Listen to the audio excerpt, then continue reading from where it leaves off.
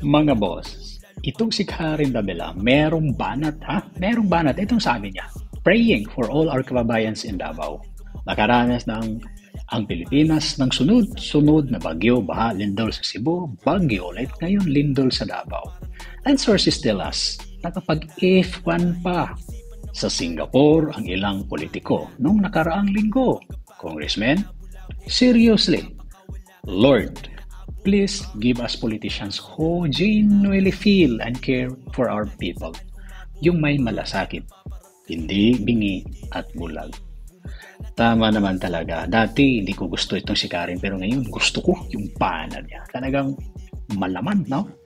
Sana, Charis, Sandro Marcos, tinulungan mo na lang sana itong ama mo na nagbenta ng 20 pesos per kilo ng bigas, itong putang ina na nakakaranas ng calamity, bininta pa.